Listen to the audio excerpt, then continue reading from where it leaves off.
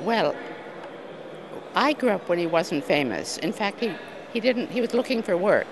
So he had a lot of time to spend with me. And he shared his love of literature, of history. He taught comparative religion. He made me want to be a writer because he read aloud to me every night. And he was, at the same time, very interested in America. So he took my brother and myself to see, for instance, the Pittsburgh steel factories. We went to the Ford Motor Company. I remember at a young age watching a car being put together. He was very curious about everything. But he hadn't discovered that word automation, and I think he was more a political and social historian at that time, and of course interested in the history of work and things like that. And the management, it might have been there, but it came quite a lot later. So I didn't, and in terms of his work, you want to know what the difference is between the man and his work? Well, he tried to manage the family. That was not so successful. But actually, he was very fun-loving and funny, and we had a lot of fun.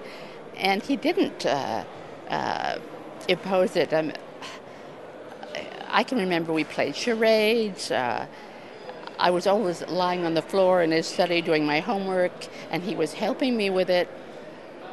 This is a funny thing, but one year I decided I wanted to do costumes of mankind for my project for a term paper in school because I was interested in the men's costumes. And he spent hours lying with me on the study floor with tracing paper, tracing these costumes, and finally he was bored. The next year it was Common Diseases of Mankind, and he bought the Merck manual. We went through, and I had every disease. Every time we read one, I'd be sick, and he'd be laughing, typing it. He said, dictate it to me, but in your own words, Kathleen, dictate. So he was a wonderful father, and the interesting thing about his writing, because I became a writer, was he seemed to be able to do it in a very calm way. He'd go to his study. His study was totally neat. Later we found he threw everything away. He wrote on yellow paper. He revised many times that he gave it to a typist, or he typed 2 fingers on an Underwood typewriter, an Olivetti.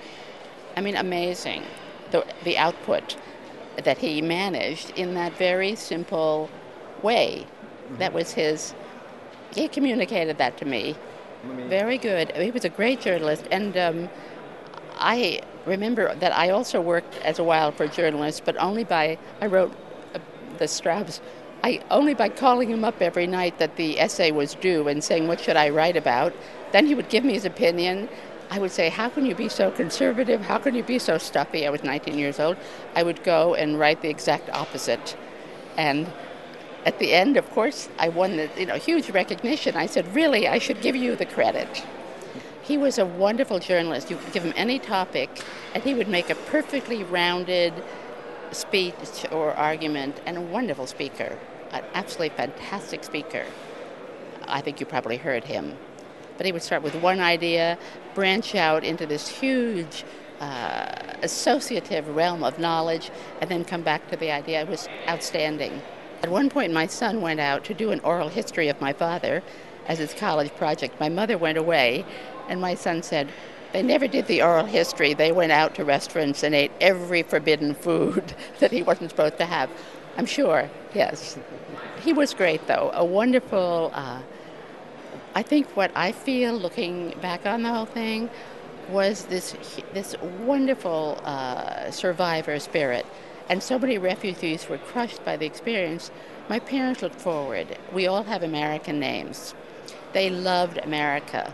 He had a very romantic view of Vienna, which he conveyed, Vienna being the most romantic city in the world to him. And I came back with my parents in the 90s. They brought me back, the child, to see Vienna.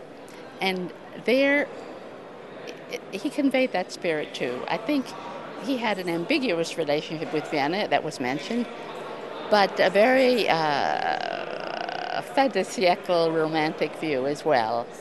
And we're certainly seeing that view in this conference, in the beautiful setting you've created for us. Well, thank you very much. I mean, that was just fantastic.